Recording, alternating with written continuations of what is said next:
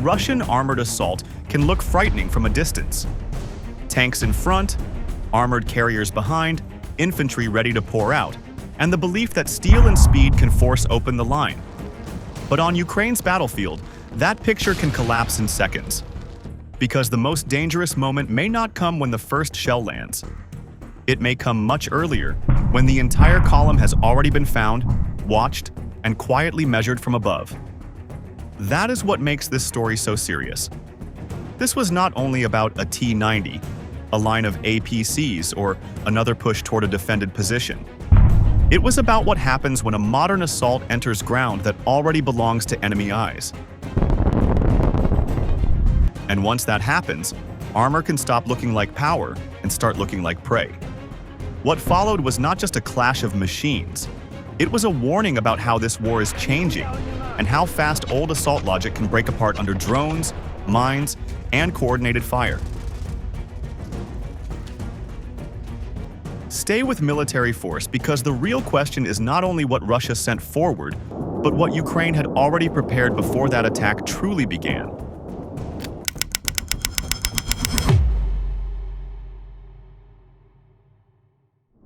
This attack did not begin when Russian armor opened fire, but when Ukraine had already seen the whole approach and turned it into a problem that could be managed in real time. That difference matters, because a force can still look powerful while it is already walking into a trap. The Russian side moved in with a familiar assault package. A T-90 led the push, APCs followed behind, and infantry was ready to dismount once the heavy vehicles created enough space to move forward.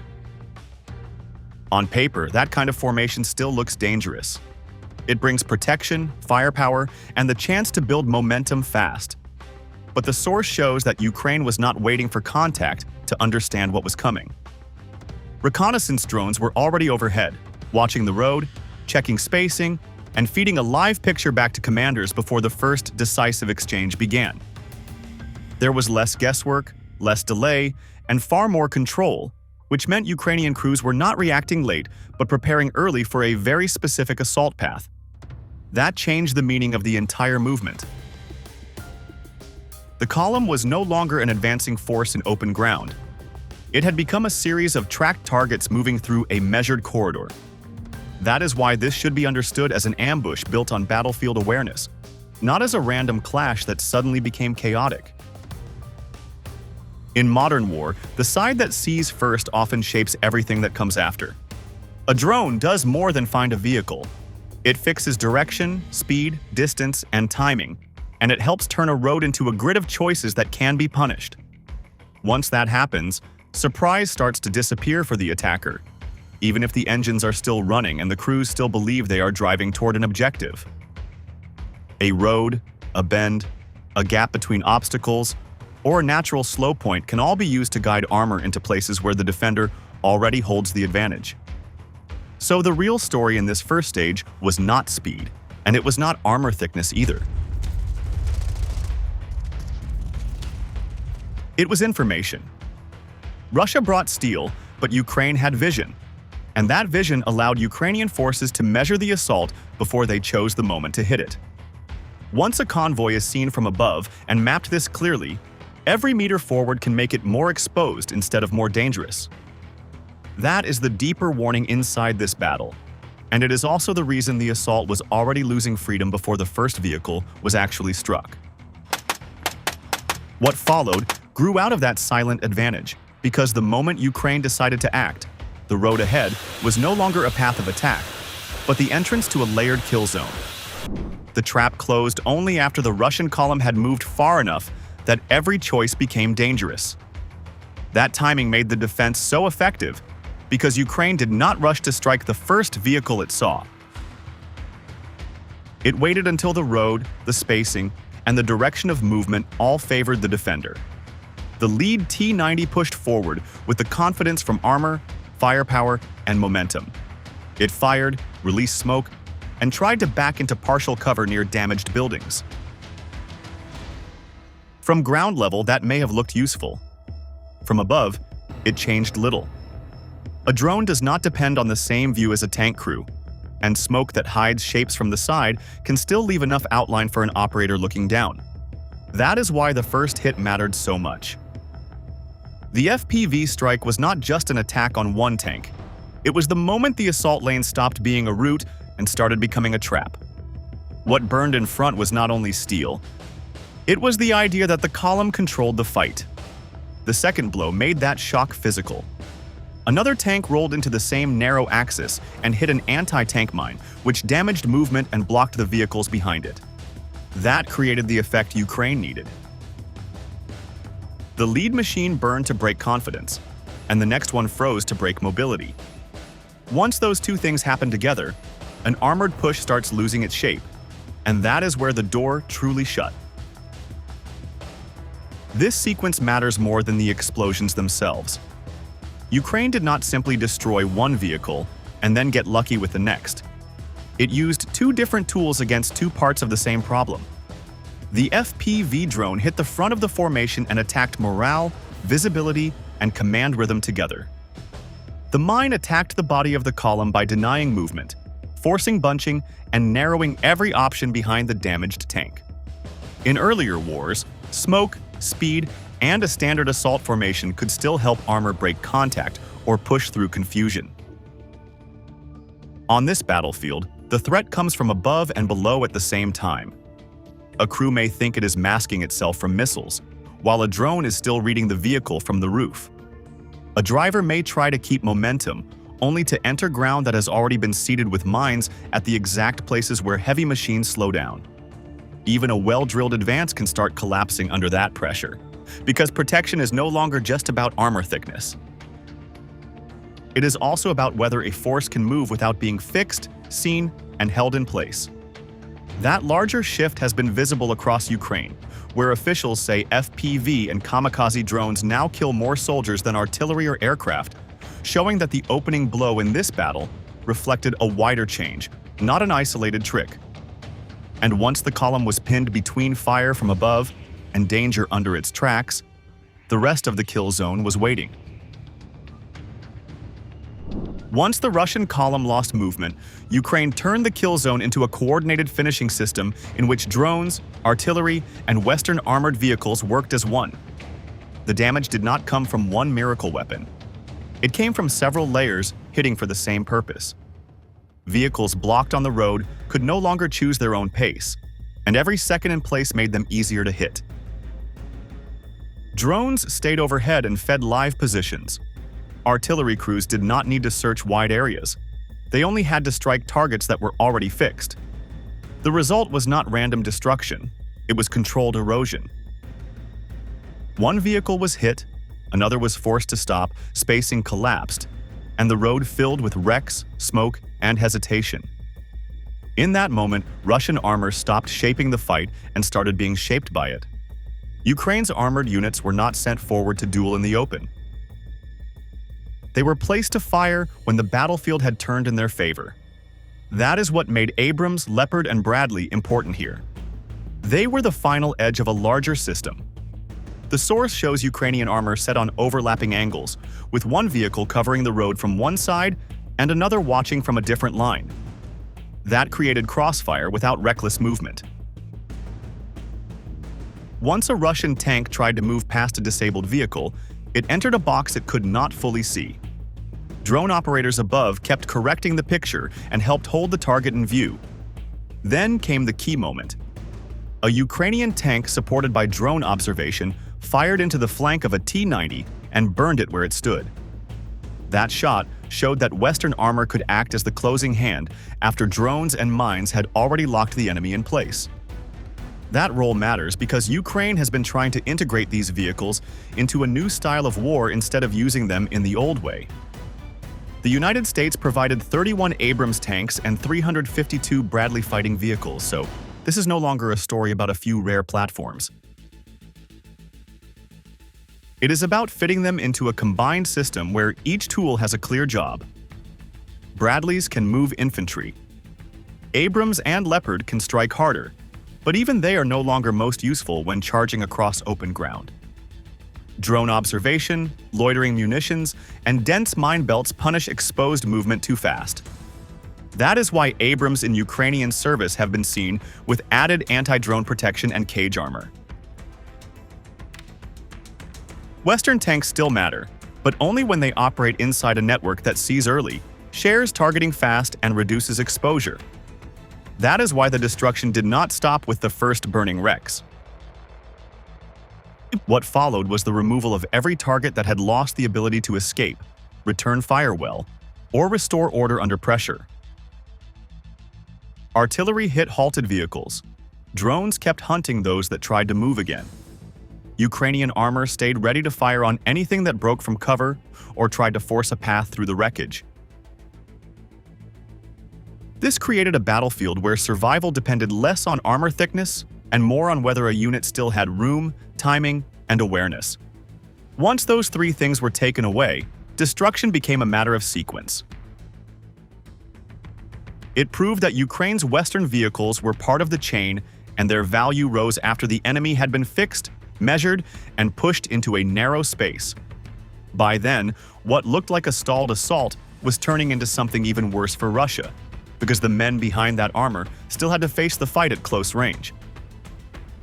Armor can break a line for a moment, but only infantry can truly finish a fight and hold the ground that remains.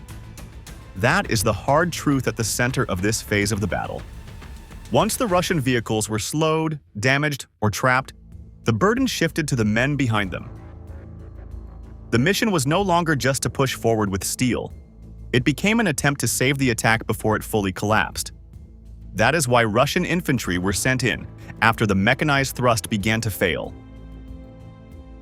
They were expected to move through the pressure, find the Ukrainian drone teams, and break the eyes that had already turned the road into a death zone. This is where the battle changed its shape. It stopped being only about movement and firepower, and became a contest over who could still enter the ground, clear it, and stay there long enough to claim control. And that shift pulled the fighting away from the road and into the places where survival becomes personal. The source shows that a Russian APC managed to bring infantry forward, which meant the assault still had one last chance to recover. The idea was simple. Drop troops close enough to search tree lines, ruined positions, and trench access points, then destroy the Ukrainian teams controlling the strikes from above. For a brief moment, that looked like a serious attempt to restore initiative. But the vehicle that made that move did not escape. It was hit on the way back, and that mattered because it cut the infantry off from the protected mobility that had carried them in. What followed was even worse for the attacking side. The troops on foot were left inside a battlefield that Ukraine had already prepared, watched, and shaped. The fight then moved into trenches, shelters, and narrow defensive points where armored strength meant less and small unit discipline mattered more. At that distance, the assault was no longer about momentum. It was about whether isolated groups could survive long enough to avoid being hunted one position at a time. That is where Ukraine began turning defense into physical control of the ground. Ukrainian troops did not stop at blocking the Russian push.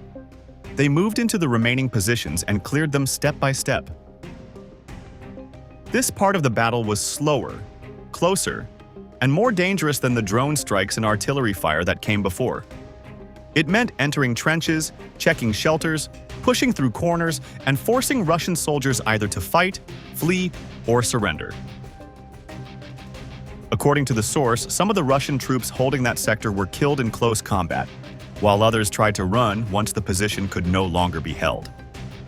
That detail matters because it shows the battle did not end when vehicles burned. It ended when the last defended points were physically taken back. In modern war, technology can shape the fight, but ground still has to be entered by soldiers. And once Ukraine gained that final step, the earlier firepower started turning into a lasting tactical result. The drone layer then returned in a different role, not as the opening tool, but as the weapon of pursuit. Men who escaped the trenches did not disappear into safety. They were tracked as they withdrew and struck as they tried to break contact. That is a very important detail, because retreat is no longer just movement away from danger. On this battlefield, retreat can become another phase of exposure. The source describes fleeing Russian troops being engaged by Ukrainian drone operators after the close fight eased, which means the battle was controlled not only at the point of contact, but also beyond it. That denied the Russian side a clean withdrawal, and it reduced the chance of regrouping for another fast attempt. One soldier reportedly survived long enough to surrender, which shows how total the collapse had become. The men who were supposed to rescue the assault instead became the last visible proof that it had already failed. That is why this part of the battle carries a larger lesson than one trench fight. Modern war no longer allows a clean separation between destroying targets and holding terrain. The side that wins only with fire, but cannot step in, clear out survivors, and secure the position may still lose the practical result. Ukraine connected both tasks in one sequence. Drone reconnaissance found the force. Mines stopped the vehicles. Armor and precision fire broke the assault. Infantry then entered the area and completed control of the ground. That formula is what made this defense more than a successful ambush. It turned destruction into possession, and that is what gave the battle its real weight. What makes the story even more revealing is that Russia still tried to adapt after all this, but adaptation inside a controlled kill zone is often only another way of entering the same trap again. Russia's repeated attempts to adapt showed that the problem was no longer one failed assault, but a battlefield that Ukraine had already shaped at every critical level. After the first losses, Russian crews tried to change the pattern. Some tanks moved in a zigzag line to make drone targeting harder. New waves pushed forward with different spacing. Lighter vehicles were sent in with the hope that speed might do what armor could not. But none of those changes solved the real issue. Ukraine was not only waiting with more firepower, it was controlling observation, movement, and strike timing at the same time. That meant every new Russian adjustment entered the same hostile space under a different form, but with the same weakness. A tank that swerves is still visible from above. A faster vehicle still has to cross the same threatened ground. A fresh assault line still has to move through terrain that has already been measured, watched, and prepared. So this was not a story of Russian forces making one mistake and paying for it once. It was a story of a system entering another system that had already learned how to break it. And once that became clear, every attempt to recover only revealed the size of the trap. The source makes that pattern hard to ignore. One wave tried to move through with more caution, but vehicles still jammed, slowed, or got pinned in place. Another push brought several armored platforms forward, hoping mass and pressure might reopen the route. Instead, drones stayed overhead, mines kept doing their work, and artillery or dropped munitions finished targets that could no longer escape. Then came one of the clearest signs of desperation. Russian forces shifted to quad bikes, which are cheaper, faster, and harder to hit than a tank in open sight. The logic was easy to understand. If heavy armor had become too slow and too easy to trap, perhaps small vehicles could slip through before Ukraine reacted. But that hope also failed. The source describes bike teams being struck from above, then survivors trying to hide in trenches and ruined positions, only to be found again. That shows how narrow the room for improvisation had become. The problem was not the size of the vehicle. The problem was that the whole area had already been turned into a controlled kill zone. And once even speed stops giving protection, the battle starts telling a much larger story. That larger story is about control. Russia did not lose here only because Ukraine had drones, mines, or tanks. It lost because Ukraine connected those tools into one working chain. The first layer was vision. Russian movement was seen early and tracked in real time. The second layer was mobility denial. Roads, choke points, and likely paths became places where armor could be stopped, delayed, or forced into bunching. The third layer was coordinated fire. Once vehicles were fixed and exposed, they could be hit by the weapon best placed to finish the job. That is why changing the shape of the assault did not change the result. The battlefield itself had already been shaped to work against that kind of advance. Similar drone-saturated kill zones have appeared across the front, where Russian assaults slow down because any exposed movement now carries much greater risk than before. Ukrainian tank crews have also said their vehicles increasingly work like controlled direct-fire platforms rather than roaming breakthrough tools, because open maneuver has become too dangerous under constant observation. In that kind of war, strength is no longer measured only by armor, gun caliber, or the number of vehicles in the wave. It is measured by who can see first, decide faster, and connect information to fire before the other side understands what is happening. That is why Russia kept running into the same disaster in different forms. And that is why the future of mechanized assault may depend less on how much steel moves forward, and more on whether that steel has already been seen before it even begins to fight. This battle showed that Ukraine's real strength was not one lucky strike, but the ability to connect many layers of war into one clean sequence. Drones found the column early. Mines stopped its movement. Artillery and Western armor hit at the right moment. Infantry then moved in and finished the fight on the ground. That is why this story matters far beyond one damaged T-90 or one failed Russian push.